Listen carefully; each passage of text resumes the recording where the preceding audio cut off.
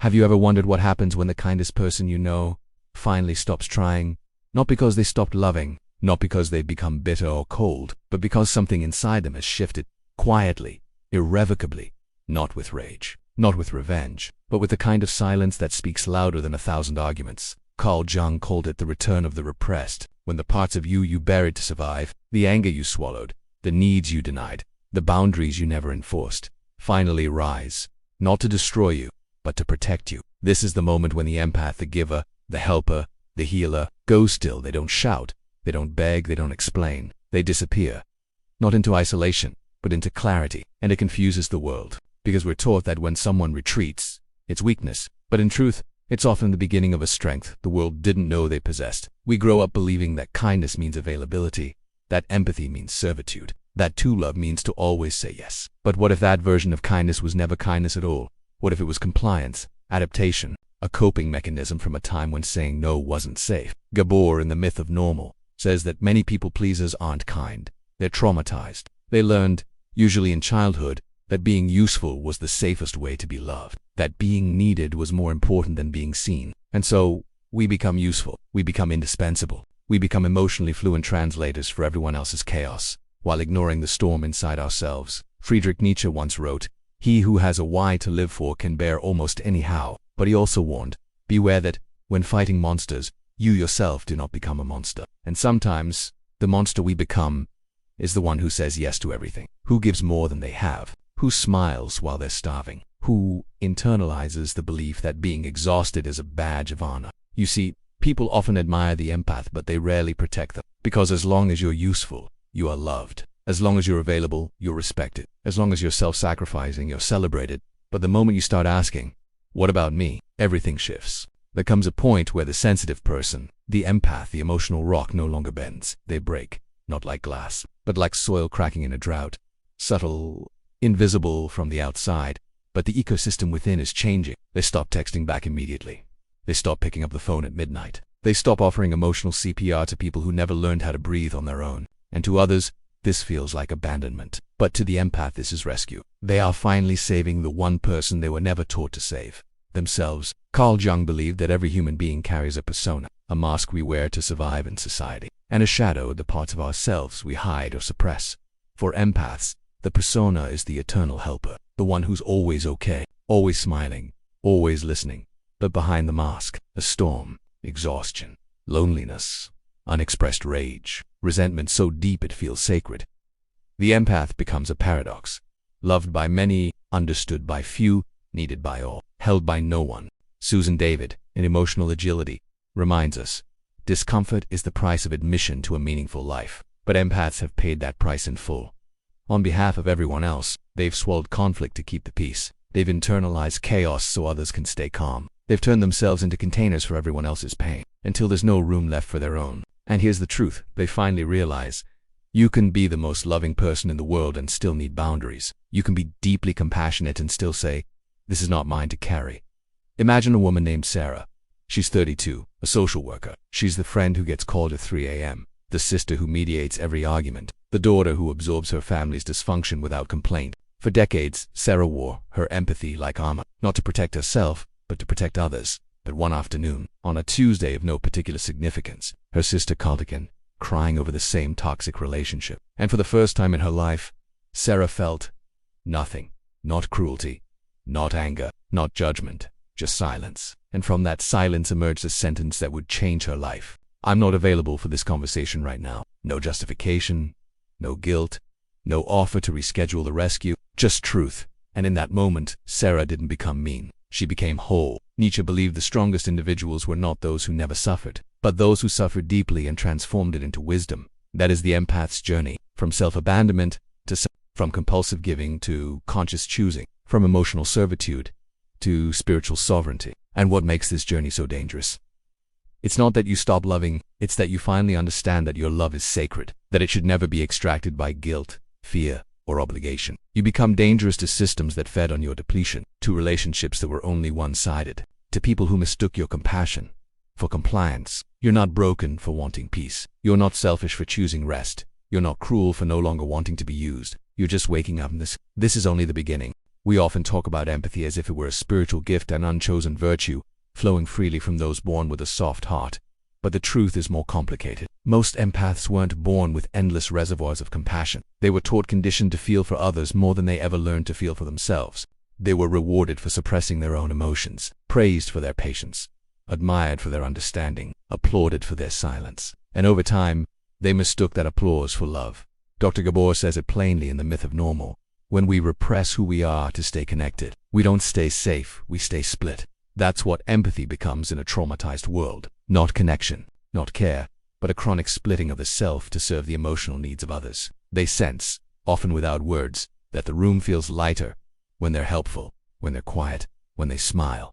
So they adjust. They become pleasant, predictable, emotionally responsible. And what's the cost? They trade authenticity for attachment. Carl Jung called this process the creation of the persona, the mask we wear to meet the world's expectations. For many empaths, that mask isn't just friendly, it's indispensable. They become the fixer, the healer, the caretaker, and they forget that they ever had a face underneath it. Brown describes this as hustling for worthiness, the relentless drive to prove, over and over again, that you're good enough to belong, that your love is real because it's sacrificial, that your place in others' lives is earned through service. But here's the bitter irony. The more useful you become to others, the more invisible your own needs become. Empaths often say things like, "I just want to help. I feel their pain so deeply. I can't stand to see people suffer." But underneath those statements is something rarely admitted. "I don't know how to matter without giving something." And in that admission, we find the roots of emotional codependency, not as a flaw, but as a learned adaptation. Susan David in Emotional Agility warns us, when we are hooked by unhelpful emotional stories, we become fused with narratives that do not serve us. One of the most dangerous narratives an empath can internalize is this: if I don't give, I won't be loved. If I say no, I'll be rejected. If I take space, I'm selfish. But where did that story begin? Not in adulthood, not in relationships. It often began in childhood homes where emotions were unevenly distributed, where one parent was chaotic and the other was withdrawn, where siblings competed for scraps of attention, or where the child was quietly appointed the emotional regulator for the entire household. Let's pause here. Think back, not to a trauma so obvious it made headlines in your memory, but to the subtle, almost invisible training you received. Were you expected to be mature for your age? Did people comment on your emotional intelligence before you even knew what your own emotions were? Were you constantly aware of other people's moods, walking on eggshells, adjusting your tone to keep the peace? That's not empathy. That's survival. Friedrich Nietzsche, often misunderstood as a cold rationalist, actually recognized the emotional cost of conformity. He wrote, "To live is to suffer. To survive is to find some meaning in the suffering." Empaths often survive by assigning meaning to their emotional labor. If I can help them heal, then it was worth it. If they come to me, it must mean I matter. If I just love hard enough, they'll finally change. But the tragic truth is that meaning becomes a drug. It keeps them tethered to cycles of emotional depletion, giving endlessly in the hope of redemption, but rarely receiving it. So what happens when this pattern becomes your identity? You attract people who don't want mutual connection. They want access to your heart, to your time, to your emotional energy. And because you've been conditioned to believe that being needed is being loved, you don't notice the extraction. You call it love. You call it friendship. You call it family. But it's a transaction, one you never agreed to, but always fulfilled. Carl Jung warned of this imbalance. He said that whenever we play the hero, the martyr, or the perpetual giver, we are projecting our unclaimed needs into roles rather than integrating them into our full self. To quote him,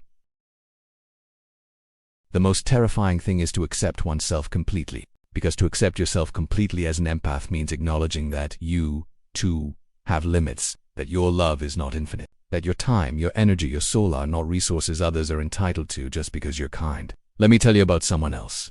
Marcus. He was everyone's rock, the one who always paid the bill, the one who offered his couch, his car, his help without ever being asked. And for a long time, he wore that identity proudly. But deep down, he was exhausted. Not physically. He had built an entire personality around usefulness. And every time he said yes to someone else, he said no to his own rest, his own peace, his own dreams. Until one day, when a friend asked for money again, money that would never be returned, he said something revolutionary. No. No explanation. No apology. No guilt. And in that moment, Marcus didn't stop being loving. He stopped being You see, when empaths finally stop performing the role they were never meant to play, the world doesn't thank them. It panics because the systems around them, families, friendships, even entire workplaces, were built on the unspoken contract that they would always say yes, that they would never walk away, that they would never need space. And when that contract is broken, the backlash is immediate. You've changed, you're being cold. Why are you so distant? But here's the irony. They're not becoming cold, they're thawing. They're warming to themselves after years of emotional winter. They're coming home to a self that was exiled for being too much, too sensitive, too needy.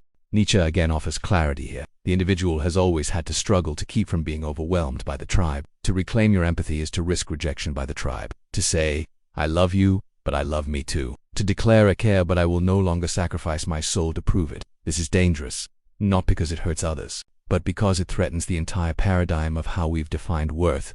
Our culture is obsessed with productivity, with performance, with availability, and empaths have long been its unsung fuel source. They give freely, endlessly, believing it makes them strong. But real strength is knowing when to stop, when to say no, when to retreat without guilt, when to stop asking, am I doing enough for them? And start asking, am I doing enough for me? So ask yourself this. Where did you learn that being needed was the same as being loved? Who taught you that saying no made you difficult? Who rewarded you for disappearing into other people's needs? And when will you finally teach yourself that your love, your energy, your presence is sacred? Because empathy isn't infinite. It's not a divine inheritance. It's a choice, a conscious, intentional, sacred choice. And once you learn that, truly embody that, you stop bleeding for people who won't even offer you a band-aid. You stop explaining your boundaries to people who never respected them in the first place. You stop performing love in a world that doesn't know how to return it. You love, you care, you feel, you do it on your terms. That's when empathy stops being your prison and becomes your power. To the outside world, the sensitive person is soft, warm, approachable. They are the emotional refuge always available, always understanding, always absorbing. But what the world does not see, what even the empath struggles to acknowledge, is the storm beneath that softness, the fire beneath the gentleness, the shadow behind the smile. This is the paradox of the empath. They feel everything, and yet no one ever sees what they feel. Carl Jung once said, the most terrifying thing is to accept oneself completely. And what makes that terrifying for them is that accepting oneself completely means looking at the parts they've exiled, the rage, the exhaustion, the no that was never allowed to be spoken. You see, the sensitive person doesn't lack strength. They lack permission. Permission to express their truth without being punished. Permission to have limits without being labeled selfish. Permission to fall apart without being told they're overreacting. Their sensitivity isn't the wound. The wound is what they've had to bury to keep that sensitivity acceptable to the world. Jung called this buried part of the psyche the shadow. It is not evil. It is not the villain. It is the container for every part of yourself you had to disown to survive. And for empaths, the shadow is immense. It holds the unmet needs you silenced so others wouldn't leave. It holds the resentment you buried beneath forgiveness. It holds the anger you transformed into compassion, because you were told good people don't get angry. But here's what most people don't understand. The empath isn't a bottomless well of warmth. They're a volcano with a floral tablecloth placed over the top. You can't see the eruption building beneath the surface, but it's there pressurizing, not because they're dramatic, not because they want to hurt anyone, but because they've never learned how to be fully themselves without losing love. Clarissa Pinkola Istas, Women Who Run with the Wolves, writes, if you've ever been called defiant, incorrigible, forward, cunning, insurgent, or a liar, you are on the right track, because the wildness, the heat, the no more inside the empath is not dysfunction. It's the re-emergence of a soul that has been polite for too long. Let's be clear.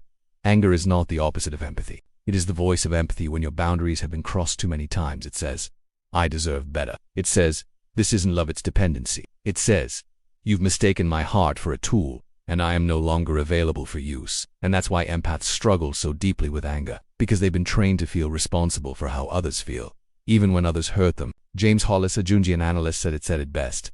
We are not here to be good. We are here to be whole. Wholeness includes the parts you were told made you unloved, the parts you had to suppress to keep the peace, the parts you disowned so others would stay. But those parts, the angry part, the boundary-setting part, the selfish part, those are not your enemies. They are your guardians. They are the sword and shield you left behind in the name of love. So many empaths wear exhaustion like a second skin, not realizing that beneath their spiritual burnout is a soul crying out for integration. Because you cannot be the light while rejecting your own shadow. You cannot hold space for others' pain while abandoning your own. You cannot keep absorbing the suffering of others without eventually becoming a prisoner to your own kindness. Let me say something that may sound harsh, but is profoundly loving. Your empathy is not always noble. Sometimes it's a disguise for fear. fear of rejection, fear of conflict, fear of being seen as difficult, fear of being alone. So you give and give and give until the giving becomes a cage. And here's the truth no one tells you.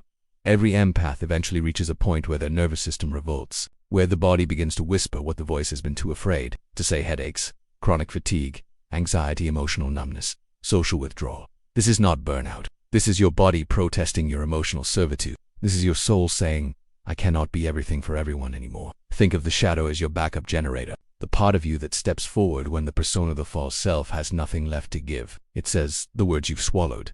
It speaks the truths you've censored. It loves you in a way no one else has ever dared to. But for that to happen, you must be willing to stop calling that part too much. You must be willing to face the part of you that doesn't care anymore, that doesn't want to fix, that doesn't want to listen, that doesn't want to bleed for belonging. Friedrich Nietzsche warned us, when we are tired, we are attacked by ideas we conquered long ago. That's what happens when the shadow isn't integrated. You start to resent the very people you once loved. You start to collapse under the weight of unspoken needs. You start to feel like a stranger in your own body, torn between being kind and being free. And that's when the transformation begins. Because the day the empath realizes they don't owe their life to the comfort of others, they don't become cruel, they become whole.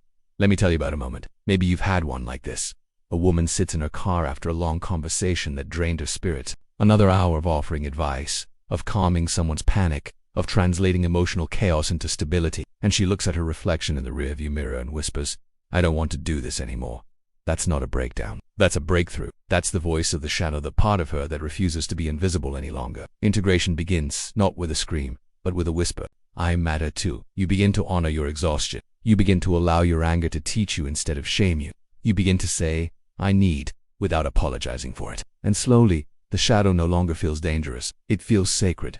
You start remembering the pieces of yourself you left behind, the artist, the dreamer, the one who used to laugh without checking the room first, the one who didn't explain herself after saying no. And these parts return not as liabilities, but as power. Carl Jung believed that healing doesn't come from becoming better, it comes from becoming more yourself. The light, the shadow, the laughter, the rage, the softness, the sword, all of it, together integrated. This is the dangerous empath. Not dangerous because they harm, but because they finally learn to protect. To those still trapped in the persona, your change will feel like betrayal. To those who used your empathy as a tool, your boundaries will feel like punishment. But to you, it feels like oxygen. You can breathe again. You can sleep again. You can exist without performing. And that's when something beautiful happens. You start giving again, but not because you're afraid, because you want to. You start listening again, but only to those who've earned the right to your ears. You start loving again, but from a place of fullness, not desperation. So if you're restarting to feel the tension between the self you've shown the world and the self that they're screaming to emerge, you're not breaking down. You're breaking open. You're not losing your empathy. You're reclaiming it. You're not becoming less sensitive. You're becoming more sovereign in your sensitivity. This is not the end of your kindness. This is the rebirth of your wholeness. The collapse never begins with a scream. It begins in silence, a kind of sacred unraveling that others misinterpret as fatigue, stress, or just a bad week. But what if the collapse is you want at the end of you? What if it est the beginning of you? What if it est the beginning of you? Not the you that performs, not the you that pleases, not the you that fixes, but the you that can no longer pretend to be okay carrying everyone else's pain. Peter Levine, the pioneer of trauma healing, once said, trauma is not what happens to us, but what we hold inside in the absence of an empathetic witness. And for empaths, that absence is chronic. They hold space for everyone else's breakdowns, everyone else's secrets, everyone else's emotions. But who holds space for them? The collapse begins the moment your nervous system finally understands the answer, and it decides on its own, never again. You stop replying to messages that demand your emotional labor. You let the phone ring out without guilt. You no longer feel compelled to fix the silence between other people's discomfort. To others, it looks like you're withdrawing, but internally it feels like coming home to yourself. This is not weakness. This is awakening. Carl Jung wrote, until you make the unconscious conscious, it will direct your life and you will call it fate. That's what collapse does. It brings to the surface everything you've repressed in order to survive. Every yes you said when your soul was screaming no. Every time you minimized your needs so someone else could feel big. Every time you twisted yourself into emotional origami just to be accepted. And when your psyche finally has enough, it doesn't knock, it doesn't ask permission. It breaks the door down and wakes you up. James Hollis, in the Eden Project, puts it plainly. The greatest burden a child must bear is the unlived life of the parents. And many empaths are carrying generational patterns of emotional servitude.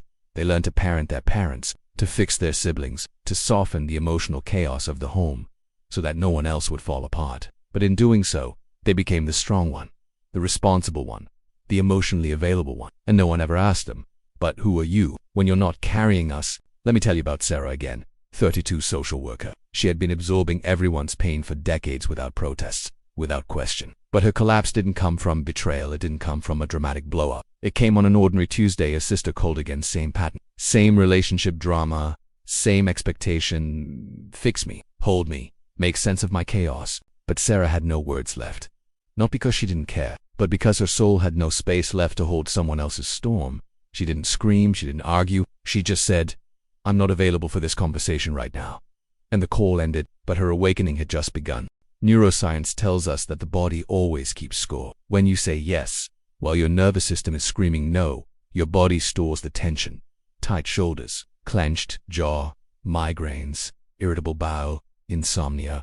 We call it stress. But what it really is suppression. Your body is speaking the truth that your mouth is too conditioned to say. Gaborin, When the Body Says No, explores how chronic illness often manifests in people who have spent a lifetime ignoring their own needs. He writes, the denial of our own emotional truth becomes a prescription for illness. The empath's collapse isn't the body breaking down randomly. It's the body rebelling against decades of abandonment by you. The fatigue that won't go away. The tears that come without warning. The apathy where passion once lived. These aren't malfunctions. They're signals. Your soul is saying, we can't live like this anymore. And this is where the world gets it wrong. Because when the empath collapses, people call it weakness. They say, you used to be so strong. You're not yourself. You've changed. But the truth is, for the first time, you're becoming yourself. Not the self who says yes out of guilt.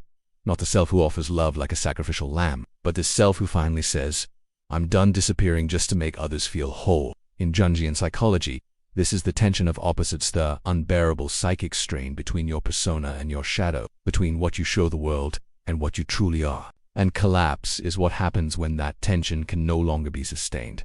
It's not a breakdown, it's a breakthrough. At first it feels disorienting. You don't want to answer calls. You avoid conversations that used to define your relationships. You start craving solitude, not to isolate, but to breathe. You may find yourself staring at the ceiling, not with anxiety, but with clarity. This isn't depression. This is your soul detoxing from performance. You no longer want to be the hero. You no longer want to carry what's not yours. You no longer want to be the person others lean on while your own legs are shaking. And that stillness, the one people mislabel as shutdown, is where your awakening begins. Because in that stillness you hear a voice you've silenced for too long. Your own. At first it whispers, but sooner it speaks. You don't have to prove your worth through exhaustion. You are not responsible for other people's healing. You don't have to be useful to be loved. And suddenly, everything changes. The collapse strips away illusions. The illusion that you're needed because you're loved. The illusion that boundaries are cruel. The illusion that your suffering is noble. And in that stripping away, a new kind of self begins to emerge.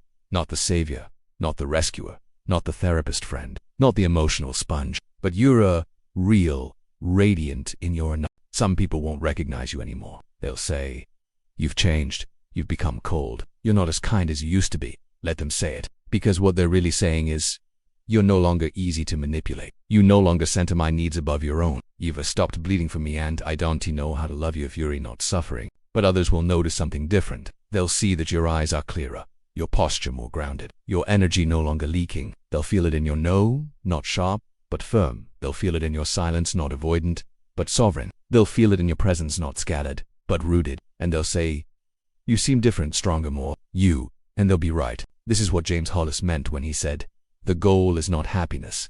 The goal is meaning. And meaning requires the courage to live your truth. And the collapse, as terrifying as it feels, is your first act of courage. It is the beginning of living your truth, not the one you were taught to perform. And from this point forward, you'll notice things. You'll notice how much noise you used to tolerate, how much chaos you accepted as normal, how many one-sided relationships you called love. You'll feel grief, not for what you lost, but for what you gave without ever being asked how much it cost you. You'll grieve the years you abandoned yourself to be accepted. You'll grieve the version of you who thought being depleted was the same as being devoted. But you'll also feel something else, something ancient, something steady, power. And that's the most dangerous part of your collapse. You don't rise back the same, you rise whole. You rise clear, you rise no longer afraid of being misunderstood. Because finally, you understand yourself. Boundaries, the word used to terrify you. Not because you didn't understand it, but because you did. You knew deep down that the moment you started setting boundaries, everything would change. People would notice. Some would get angry, others would disappear, and a few would finally show you who they really were. You feared boundaries not because they made you unkind, but because they made you visible. No longer the ghost who floated between other people's expectations. No longer the cushion for their emotional turbulence. No longer the yes person who smiled through resentment. With every boundary you now set, something else is born, the real you. Carl Jung believed that wholeness required confrontation with the shadow.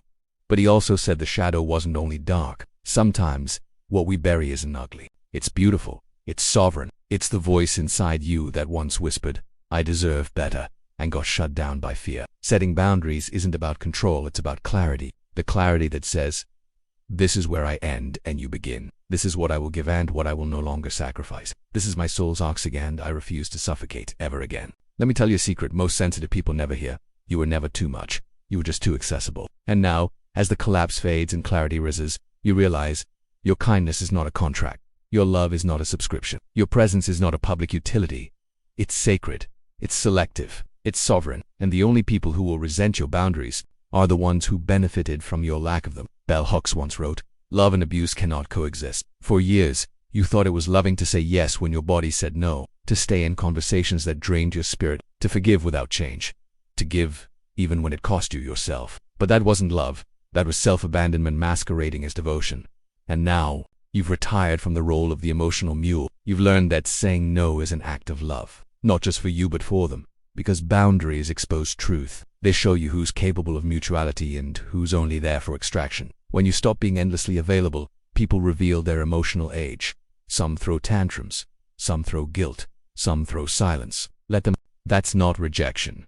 That's redirection back to yourself. Brown teaches that boundaries are the distance at which I can love you and me simultaneously. Read that again. You're not choosing yourself instead of others. You're choosing yourself alongside them. If someone needs you to disappear in order to feel secure, that's not love. That's possession. The new version of youth, the one rising from the collapse, no longer tolerates these contracts. I'll love you if you abandon your needs for mine. You're valuable as long as you're useful. Your silence equals safety for me. You tear up those contracts without apology. Not to hurt anyone, but because they were signed in your own blood. And now you're done bleeding for relationships that can't survive your wholeness. You're done explaining why your no is valid. You're done justifying your rest. You're done shrinking your spirit to accommodate someone else's fragility. You've realized, if your presence demands my absence from myself, then your love is too expensive. Here's the shift that terrifies the people who once fed on your empathy. You're not angry. You're clear. You don't need to raise your voice. You just stop offering your soul for free. You don't need to storm out. You just stop showing up to places that dishonor you. You don't need to prove your worth. You just live unapologetically. That's when you become dangerous. Nietzsche once wrote, "The individual has always had to struggle to keep from being overwhelmed by the tribe." Your boundaries are not an act of rebellion. They're an act of returning to your dignity. Your breath, your internal yes, your sacred no. You are no longer willing to perform for acceptance. You are no longer willing to fragment for approval. You are no longer willing to be edited to fit inside someone else's comfort. Imagine this: someone crosses your boundary. You don't over-explain. You don't rationalize. You simply say, "That's not okay with me," and that's the end of the conversation. No debate, no negotiation, no performance. This is what it means to be rooted in self-respect. James Hollis said, "The greatest gift we can give the world is our own." The real you is not defined by how many people you can hold up. It's defined by how deeply you're willing to stand in your own truth, even if it disappoints others. Because here's the paradox. The more you disappoint people who expect you to abandon yourself, the more you honor the part of you that never wanted to be left behind again. Boundaries are not walls. They are gates. They don't shut people out. They determine who is safe to let in. And only those who can respect your no are worthy of receiving your yes. Think of Marcus. Remember him? He used to say yes to everyone. Money, time, his couch, his car. He gave it all away until the day he said no. Not with anger, not with drama, just no. And in that one syllable, he reclaimed a lifetime of self-abandonment. Boundaries are how the empath stops being food. They're how you stop being oxygen for people who refuse to breathe on their own. They're how you stop being therapy for those who won't heal themselves.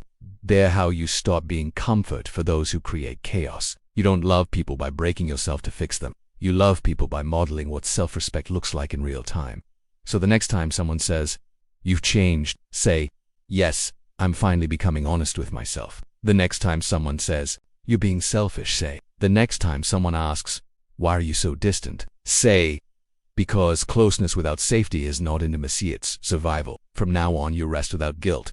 You disconnect without panic. You decline invitations without You end conversations when they become extractive. And here's the most radical act. You allow people to be disappointed without rushing to fix it. Because their disappointment is not your emergency. It's just the echo of an old system falling apart. And now, you're building a new one. Built on reciprocity, mutual respect, energetic alignment. You love more deeply now. Because you're not loving from fear. You give more meaningfully. Because it's not from compulsion. You connect more honestly because you're not hiding anymore. Carl Jung called this individuation the process of becoming whole by integrating the parts of yourself that were once exiled for love. The parts that say no. The parts that rest. The parts that walk away. And with every boundary you set, you integrate one more piece of your soul. This is the birth of the real self. And yes, it will cost you some relationships. But what you gain your life. The death of the perpetual giver is not marked by funerals or farewells. There are no dramatic exits, no grand speeches, no applause that dies in silence. It dies in the middle of ordinary moments, a phone left unanswered, a message ignored without guilt, a story listened to without rescue. The moment you stop giving from compulsion, something dies. But it's not you, it's the mask, the persona of the one who's always there, the one who fixes, the one who smooths things over, the one who is praised for their patience while drowning in their own depletion. Carl Jung called it the death of the false self, the self you created to survive, to be accepted, to be good. The empath's false self is built on a dangerous lie, that love is earned through sacrifice, that presence must be paid for with exhaustion, that worth is measured by usefulness. But when the giver dies, what's born is not apathy. James Hollis once wrote, "The false self is designed to please others. The true self is born when we begin to displease them." And that's the truth no one warned you about. When you stop overgiving, people don't thank you. They blame you, they say you're cold, they say you're selfish, they say you've changed, and they're right, you have changed. You've stopped disappearing. The death of the perpetual giver often begins with one simple, terrifying moment. You say, no. Not out of spite, not out of anger, but because your soul whispers, "I don't have it in me anymore." And something inside you shifts. You don't explain. You don't offer to make up for it. You let the silence land. And in that silence, you hear something unfamiliar. Peacekeeper says, when we learn to suppress our authentic needs in favor of attachment, we lose our ability to say what is true for us. And most empaths were trained early to confuse connection with compliance. They learned that in order to be safe, they must be useful. And in order to be useful, they must abandon themselves. So they gave, and gave, and gave, until the giving became a performance, until their own needs became invisible even to themselves. But the truth is, the one who always gives is not the strongest. They're often the most afraid. Afraid of being rejected if they stop showing up. Afraid of being unloved if they stop saying yes. Afraid of being forgotten if they stop sacrificing. And that's why the death of the perpetual giver is so terrifying. Because when it dies, so does the illusion that you can control love by being needed. Bell hooks taught us, love is not a feeling. It is an action rooted in choice. And once the perpetual giver dies, you begin to understand that love without choice is not love. It's survival, it's performance, it's captivity. You start giving less often, but with more meaning. You start listening less frequently, but with more presence. You start offering your energy, but only to those who reciprocate. And this change doesn't come without grief. There's a mourning process no one talks about. You grieve the version of yourself that once felt proud for being so available. You grieve the moments you mistook exhaustion for virtue. You grieve the years you handed out emotional oxygen masks without once asking who was watching you suffocate. You'll also grieve the relationships that were never real. Because when the perpetual giver dies, many connections die with it.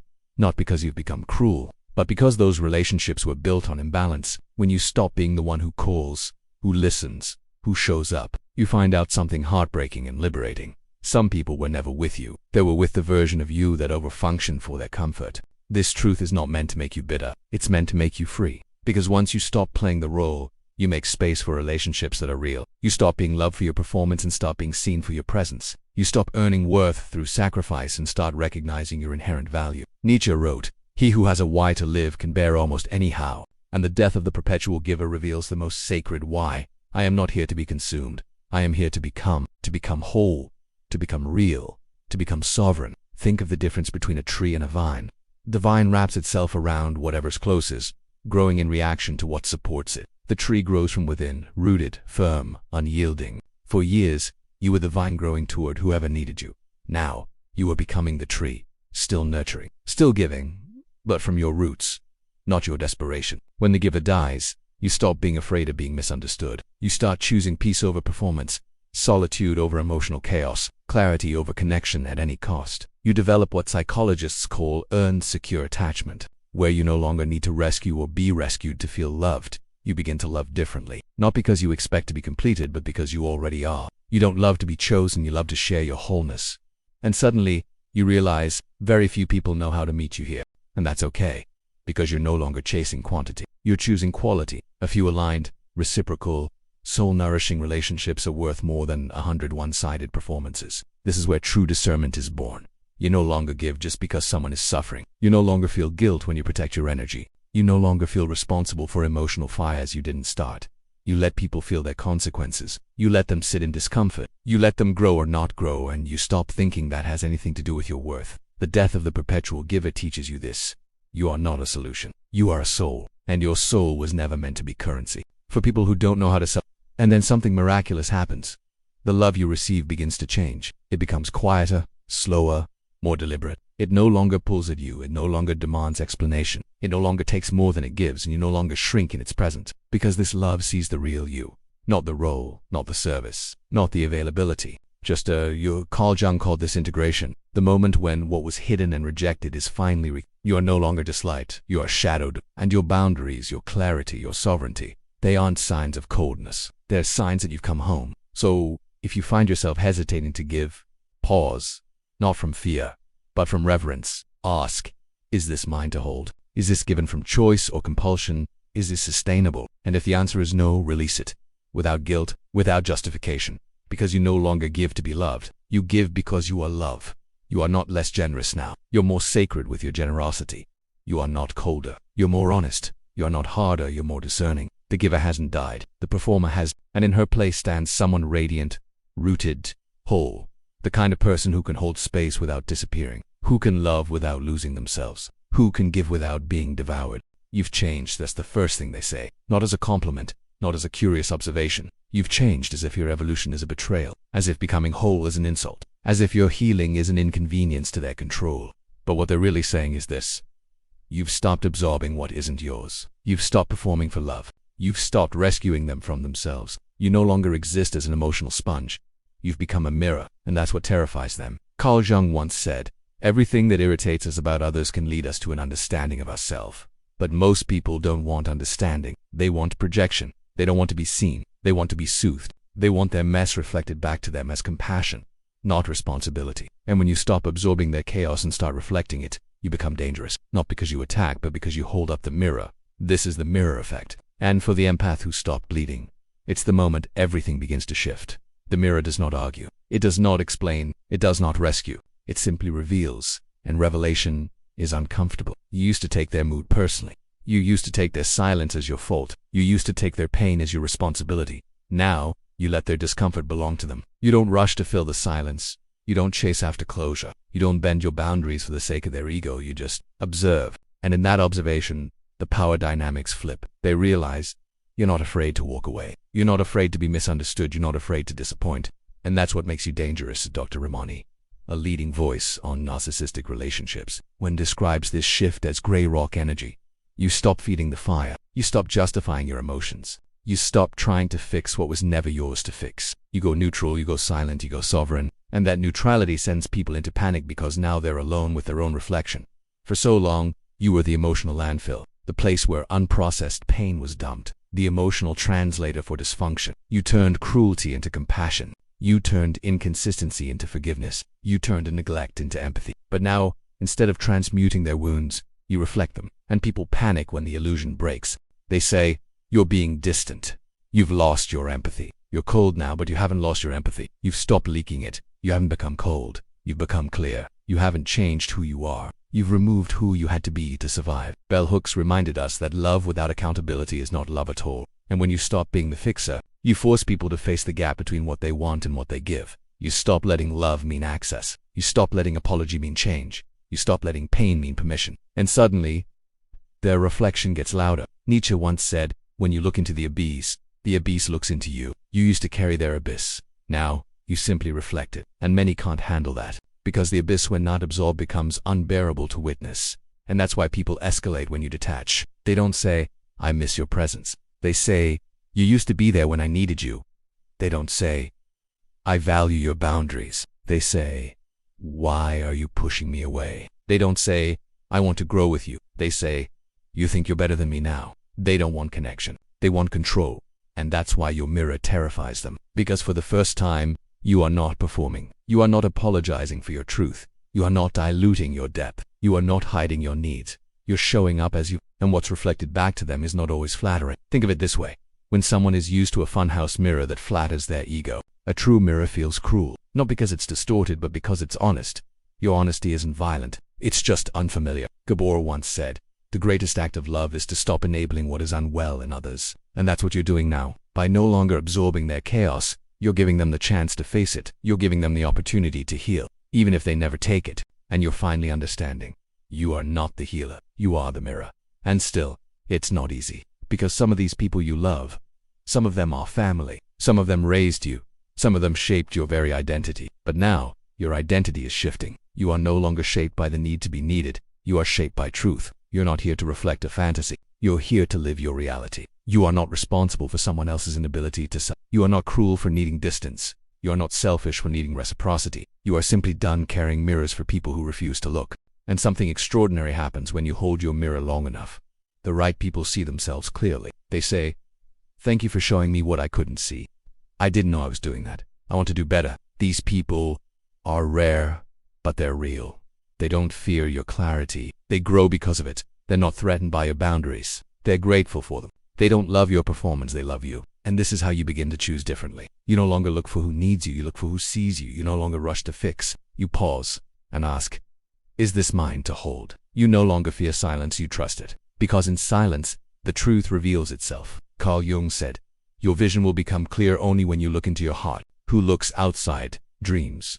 Who looks inside, awakens. You've spent years looking outward, reading every room, absorbing every feeling, anticipating every need. Now, you're looking inward. And in doing so, you awaken the part of yourself that never needed to be liked to feel worthy. That never needed to be needed to feel safe. That never needed to be understood to stand strong. So when they panic, when they call you changed, when they try to guilt you back into your old role, hold a mirror, stay still, stay silent, stay sovereign, because what they're feeling is not rejection. It's the absence of manipulation. It's the void left when control no longer works. And in that void, they must either evolve or exit. Either way, you are free. There's a moment in the journey of every awakened empath where the question finally shifts. It used to be, how can I be there for them? Now it becomes, should I be? This moment is sacred because it marks the birth of emotional discernment. The quiet, powerful, knowing that not everyone deserves access to your heart. Not everyone who reaches for you should be received. Not everyone who cries should be comforted. Not everyone who says I love you knows what love really means. The difference between love and access is the difference between being seen and being used. Bell Hooks once said, abuse and neglect cannot be the foundation of love. But for many empaths, it was availability. You were taught that to be loving meant to always be accessible. Your worth became entangled with your open-door policy, your emotional hospitality, your bottomless empathy, your ever-present shoulder. But now, you're asking, is this love? Or is this emotional convenience? Emotional discernment is the empath's rite of passage. It is not bitterness. It is not cynicism. It is wisdom. It's what happens when you realize being needed is not the same as being loved. Being consistent is not the same as being seen. Being kind is not the same as being respected. You begin to listen to the space behind the words. You begin to watch what people do after you say no. You begin to notice who only shows up when you're easy to access, not when you need to be held. Carl Jung believed that love without consciousness is merely projection. It's not a meeting of souls. It's a collision of unresolved wounds. And empaths have long been the projection screen.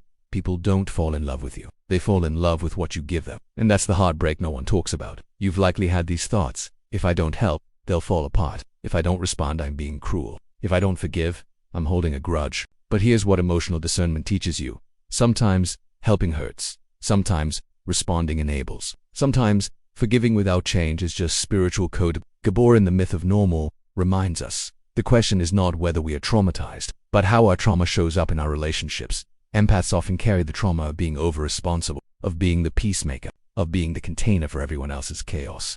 And so they confuse access with love. They let people into their inner world without asking the most important question. Have they earned it?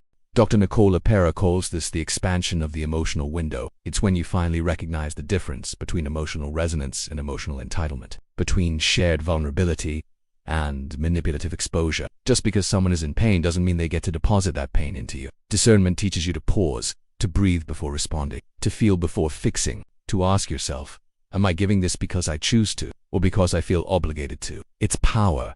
Esther Perel once said, love is a verb. It's not just something you feel, it's something you do. Discernment shows you who is loving you versus who is simply seeking comfort at your expense. Because people will call you safe when what they mean is easy to unload on. People will call you understanding when what they mean is, you don't hold me accountable. People will call you loyal when what they mean is, you never make me face myself. Discernment sees the difference and names it. This isn't about building walls. It's about building gates with locks, keys given only to those who bring respect, reciprocity, and responsibility. The world taught you to be wide open. Now, discernment teaches you to be wise. So what does discernment look like in practice? You no longer feel guilty when you don't reply right away. You no longer explain your boundaries. You watch how people handle your no. You measure presence, not words. You let silence do its work. And when someone's energy doesn't feel safe, you don't try to fix them.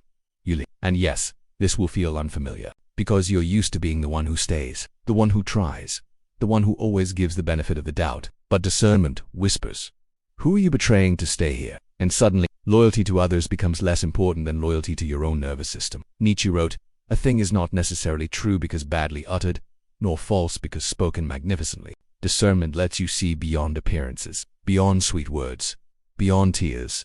You don't confuse vulnerability with honesty. You don't confuse remorse with change. You don't confuse attraction with alignment. You don't mistake emotional intensity for intimacy. You've been burned by that before. Now, you're learning to recognize the slow burn of truth. You begin to ask new questions. Do they see me when they're not in crisis? Do they respect me when I'm not performing? Do they show up even when I set limits? These questions are not tests. They're filters. Discernment is not paranoia. It's pattern recognition. And this changes everything.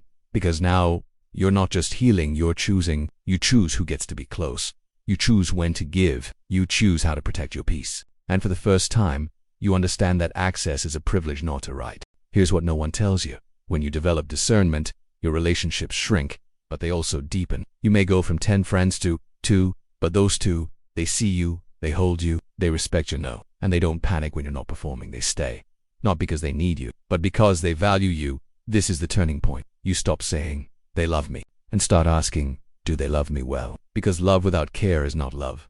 Love without boundaries is not love. Love without growth is not love. It's dependency, it's habit, it's comfort masquerading as commitment. And discernment sees through the costume. You begin to realize the one who never asks how you are shouldn't have your time. The one who only calls when they're in crisis shouldn't have your ear. The one who guilts you for needing space shouldn't have your heart. You're not being cold. You're being careful because your energy is no longer up for auction. Carl Jung said, knowing your own darkness is the best method for dealing with the darkness of other people. Discernment doesn't mean you never engage with pain. It means you know your capacity. You can hold space without becoming the space. You can witness without absorbing.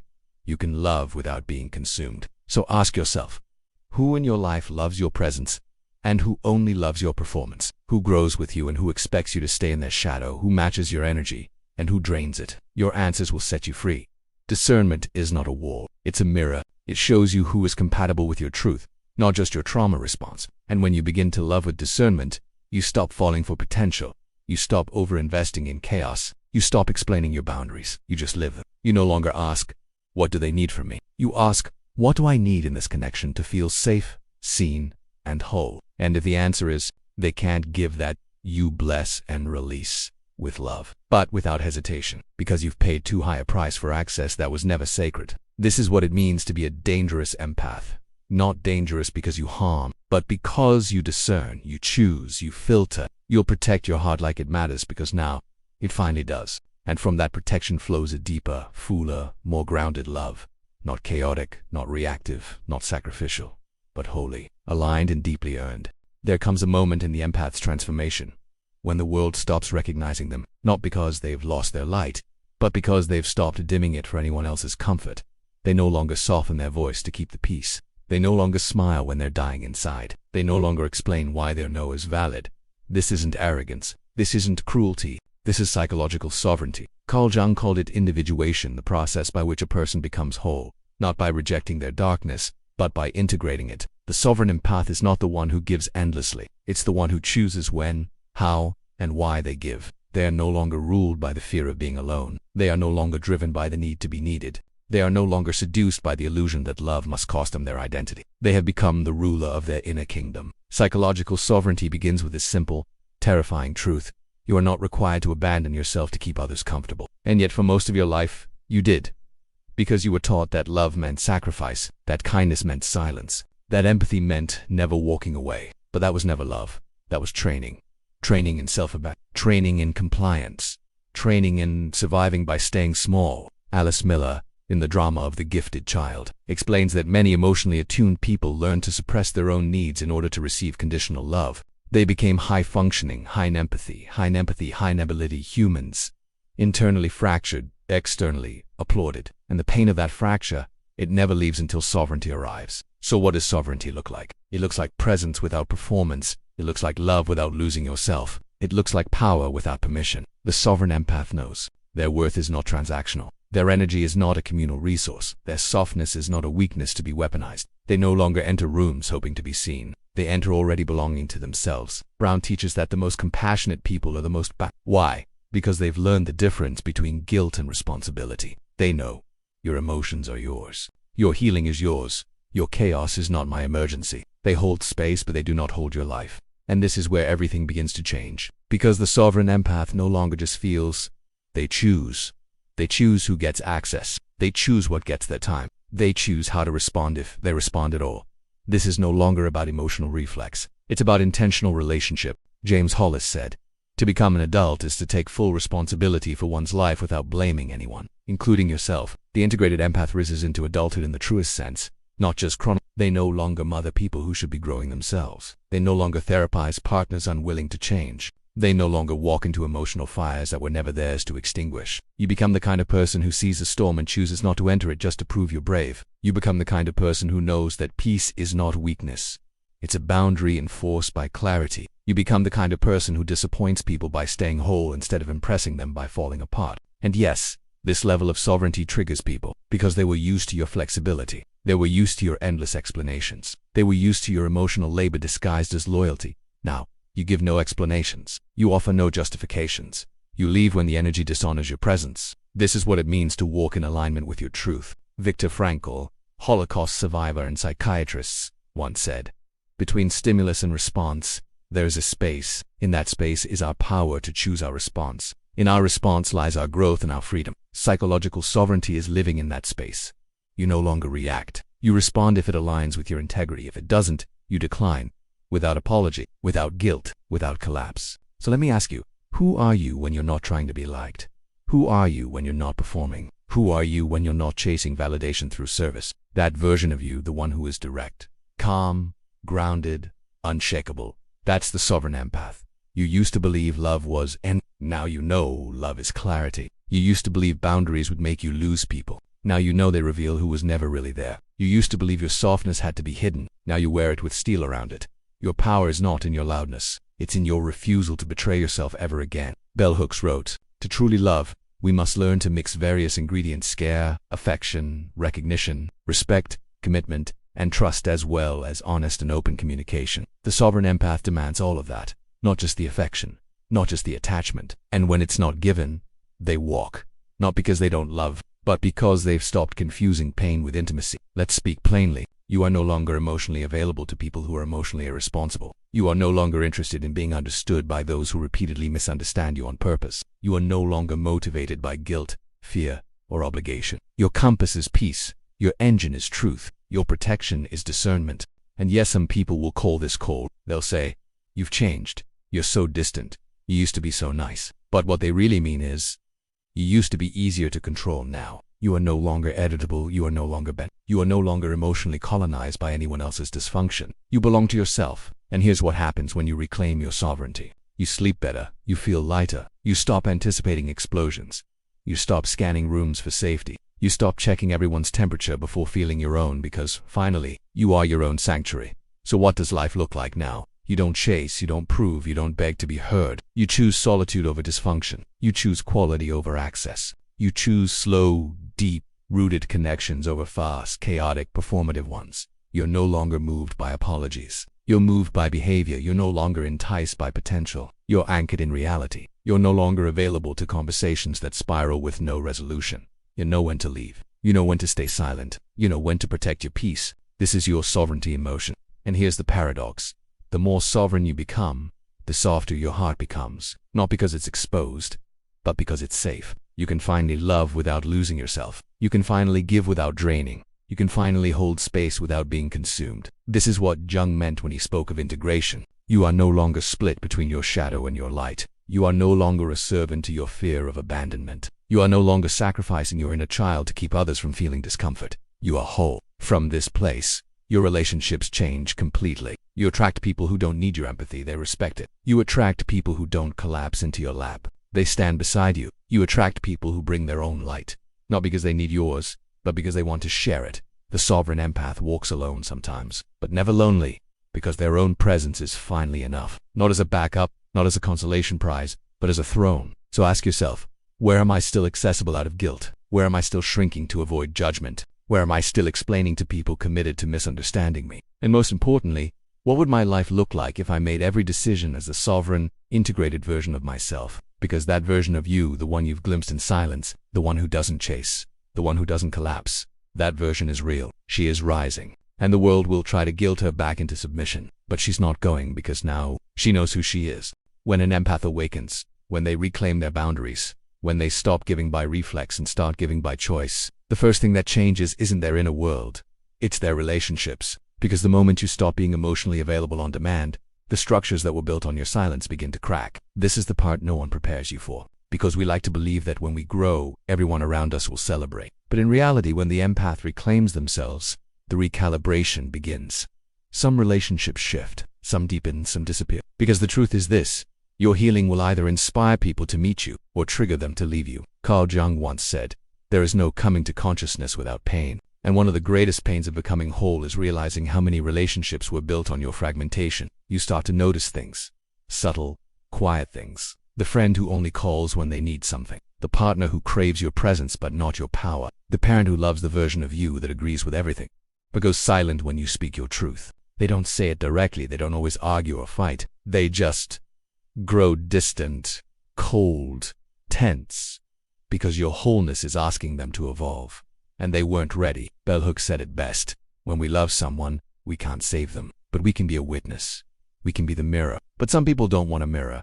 They want a mask. A version of you that absorbs, adapts, and accepts, no matter how much it costs your peace. And when that version dies, what's left is silence. And in that silence, you finally hear the truth.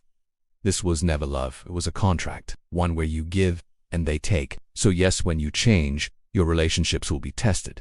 They must recalibrate, or they will die. Esther Perel, the great voice on intimacy and relationships, teaches the quality of our relationships determines the quality of our lives. But the quality of our relationships is determined by how we navigate tension. And when the empath awakens, they no longer avoid tension.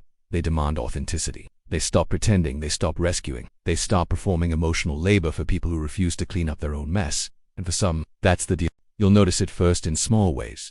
They stop calling, or they call more but only to guilt you back into being useful. They say, you've changed, you used to be so supportive, you used to care. But what they mean is, you used to tolerate my dysfunction, you used to betray yourself for me, you used to disappear when I needed you. And now, you no longer soften the truth to keep the peace. You no longer stay silent to avoid discomfort. You no longer say yes when your body screams no.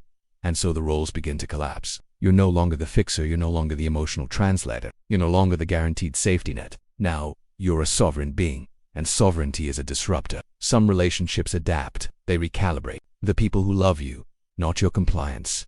They rise with you, they ask questions, they listen, they reflect. They say, I didn't realize I was taking so much. I want to learn how to love you in this new way. Your growth challenges me, but I want to grow too. These relationships survive because they evolve, but others, they fade, they vanish, they break under the weight of your truth. And that's not failure, that's clarity. James Hollis said, the task of adulthood is to outgrow our assigned roles, even if it costs us belonging. And that's what this is. It's the death of the old you and the rebirth of your authentic self. And that self cannot live inside a relationship built on sacrifice. Let's be specific. You will lose people when you stop over. The friend who only called when their life was a crisis. Gone the family member who demanded access to every inch of your time. Silent, the partner who mistook your presence for permission to stay emotionally immature. Distant, confused, possibly angry. They don't understand what happened, because to them, nothing obvious changed. But everything did. You are no longer a mirror of their needs. You are no longer an extension of their comfort. You are no longer a character in their emotional play. You are you, and that is confrontational. Let's talk about grief. Because even when you choose this new path, even when you know it's right, it still hurts. You grieve the relationships that couldn't evolve. You grieve the history you've shared. You grieve the illusion that they loved the real you. But you also grieve the version of yourself that tolerated all of it. The one who stayed silent. The one who smiled through the burn. The one who gave more than she had. That girl. She saved you, but she cannot walk with you anymore. And so, the sovereign empath walks into a new world. One where relationships are earned, not assumed. Where access is based on reciprocity, not need. Where love is based on respect, not extraction. And your sure circle may get smaller, but it also gets truer. The people who remain are not those who are comfortable with your sacrifice. They're the ones who love your presence more than your performance. They're the ones who respect your boundaries more than they fear your absence. They're the ones who can hold themselves emotionally, so they don't need to steal your light to find their way. This is the recalibration. You don't ask, do they like me? You ask, can they meet me here? Here in your truth, in your calm, in your power. Because if they can't, that's okay. Let them go. Carl Jung once said, "Your vision will only become clear when you look into your heart, and in your heart now lives someone who knows their worth. Not from applause, not from usefulness, not from being the rescuer, but from simply existing whole, sacred enough." So as the old relationships fall away, don't rush to fill the void. Let it be empty, because in that space, you'll learn to love the sound of your own soul again. You'll learn to enjoy peace. You'll learn to savor solitude. You'll learn to stop chasing and start attracting. You don't need a tribe that only loves you when you're performing. You don't need a partner who calls your clarity cold. You don't need friends who flinch at your truth. You need people who welcome the real you. The integrated empath. The sovereign heart. The one who no longer trades herself to be seen. This is what it means when relationships recalibrate. Some stay. Some leave. But you remain. No longer the emotional first responder. No longer the end as well. No longer the fixer. Just you. And for the first time, that's enough. There is a moment quiet and profound when the awakened empath touches something they've never truly felt before, wholeness. Not the wholeness others praised you for, when you were useful, agreeable, but the wholeness that comes when you no longer negotiate with your soul for love. This is the sacred self. The sacred self is not dramatic. It doesn't scream flight or demand. It simply refuses to be compromised. You still love, you still give, you still feel deeply, but now you love without losing yourself, you give without guilt, you feel without collapsing. This is the heart of the sovereign empath, a heart that belongs to itself. First, Carl Jung once said, "The privilege of a lifetime is to become who you truly are." But for many empaths, that privilege is delayed by programming. You were trained to give your heart away before you ever learned how to keep it safe. You were trained to tune into others before learning to listen to yourself. You were celebrated for your sweetness, but not for your sovereignty. So for years, you loved through exhaustion. You gave past your limit. You merged with others to avoid being abandoned by them. And then one day, you stopped. That stopping was not selfish. It was sacred. Because the self you are now becoming can no longer participate in love that requires sacrifice of self. Bell Hooks wrote, To love well is the task in all meaningful relationships, not just romantic bonds. But you were never taught how to love well. You were taught how to please, how to perform, how to be available, and so your love often felt like disappearance. But now, you've made a vow. I will never again disappear inside someone else's needs.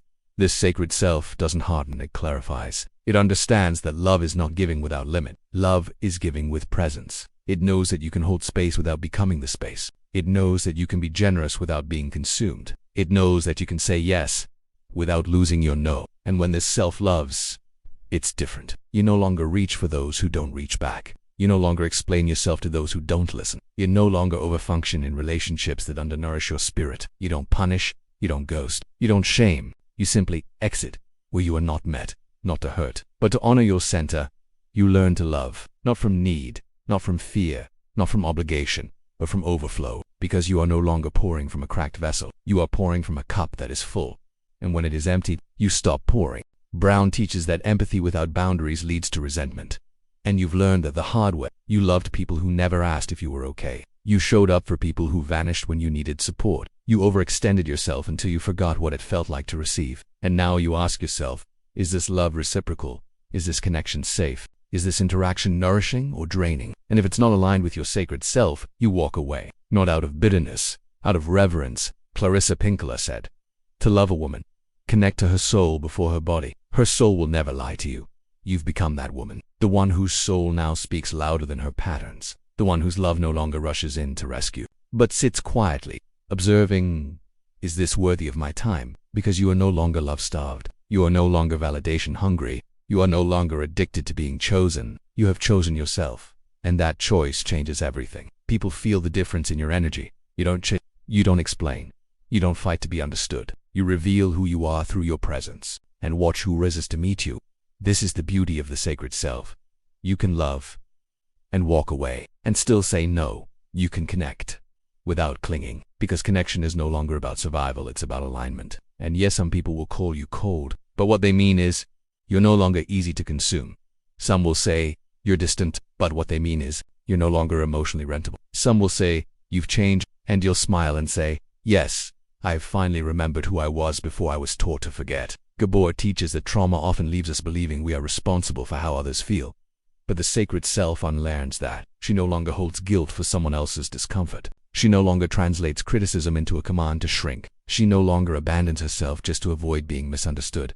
She lets people feel what they feel, and she feels what she feels, and she calls that respect. And here's what makes this sacred self so powerful. She doesn't need to be seen to know she is worthy. She doesn't need to be needed to feel connected. She doesn't need to perform to feel enough.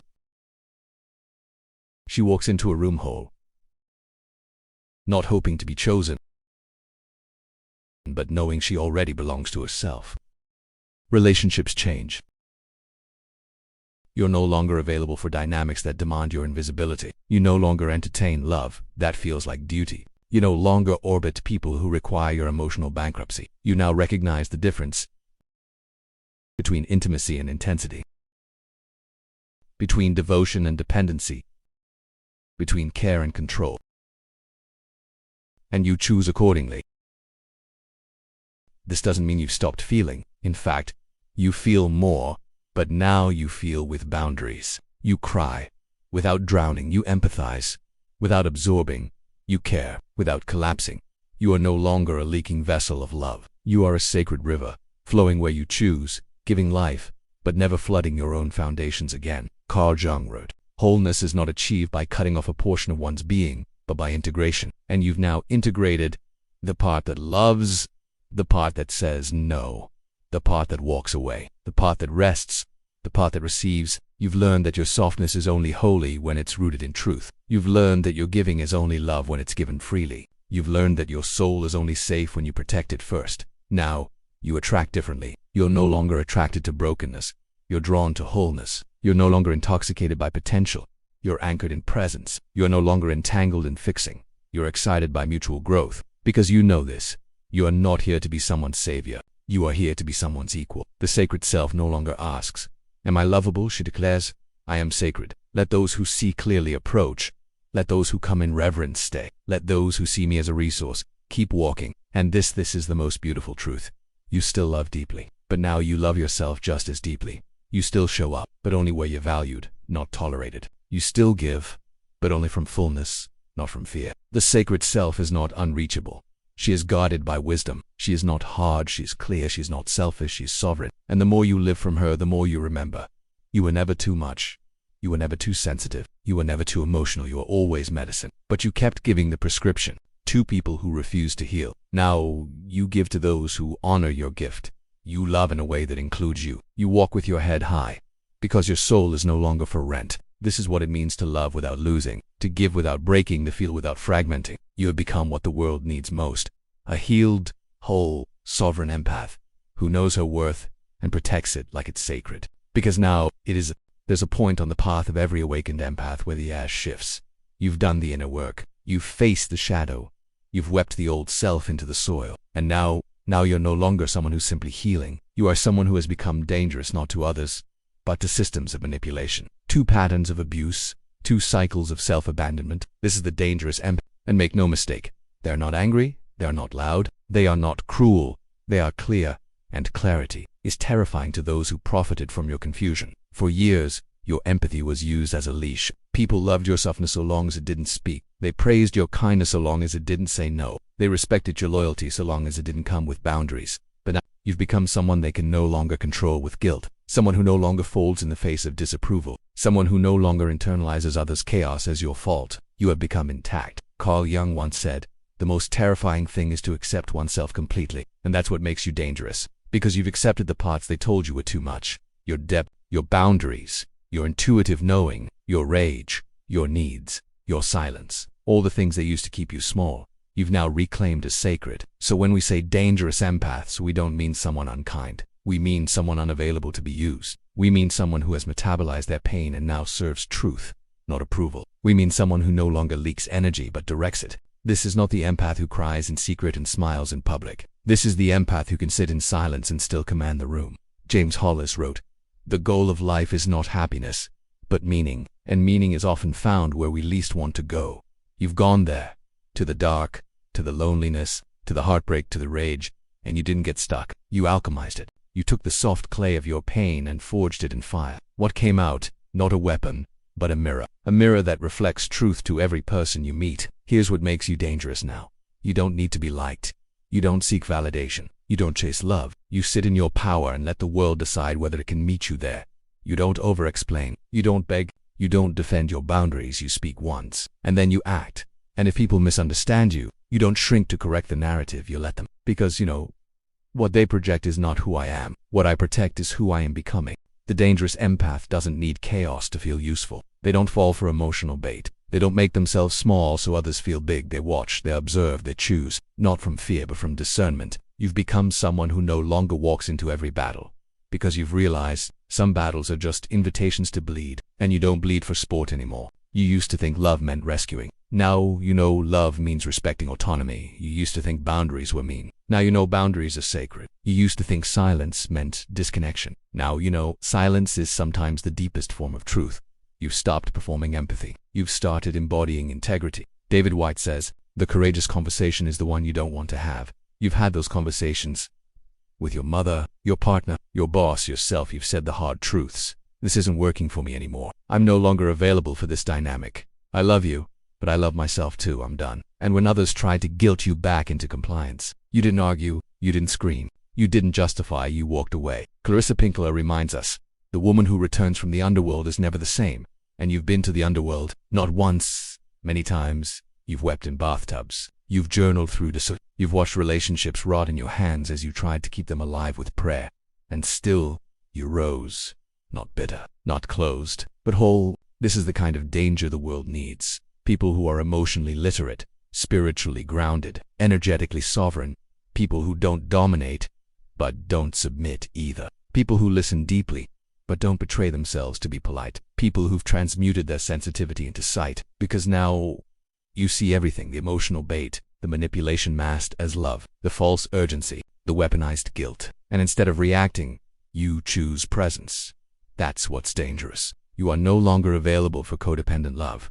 You are no longer addicted to being needed. You are no longer high on saving people. You are addicted to clarity, high on peace, obsessed with freedom. Now people don't know how to get you, because you don't live in emotional reactivity anymore. You don't give up your values to avoid discomfort. You don't outsource your self-worth to people who can't even see themselves. You don't join every argument you're invited to. You've become too silent for manipulators, too boundaried for narcissists, too self-aware for gaslighting, and too joyful to be baited. You don't weaponize your empathy anymore. You wield it. You are the one people now come to for truth, not comfort. You're the one who doesn't say what they want to hear, but what they need to hear.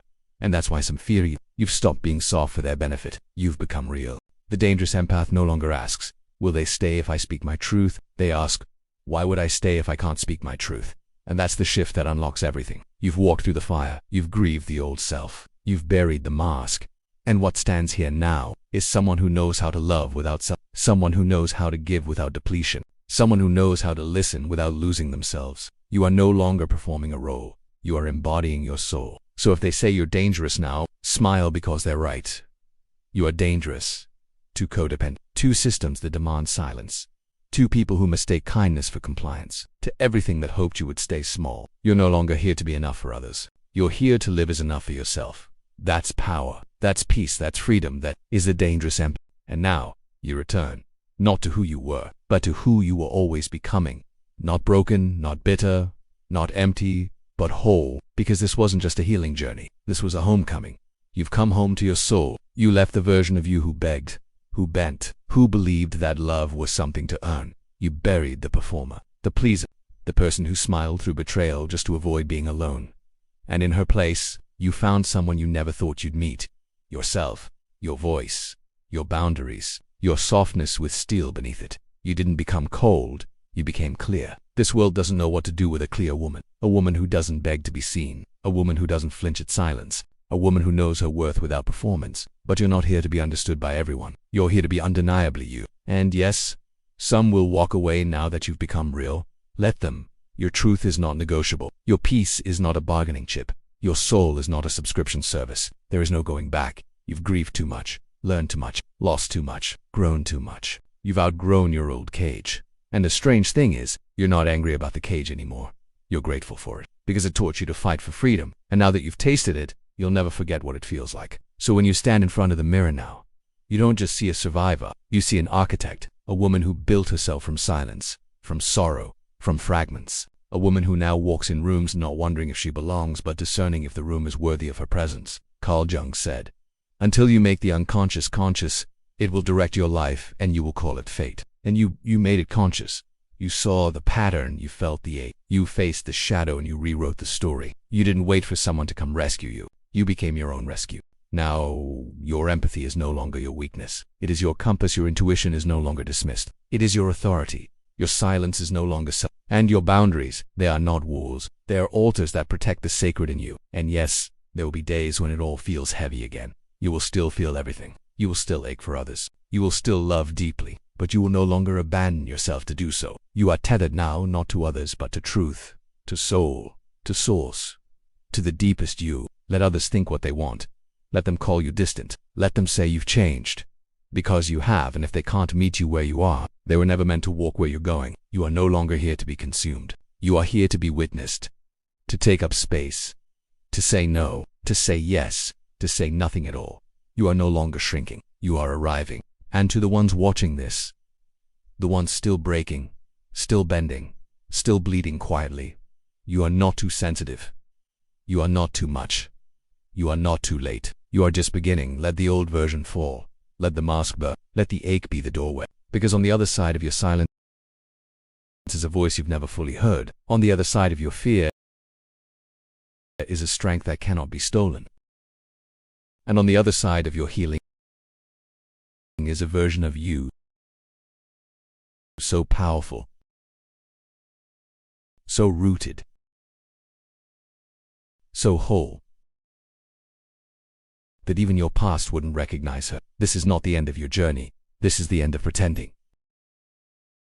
And the beginning of becoming. You are not who you were. You are not who they made you. You are who you chose to become. And you are finally, unapologetically, dangerously free.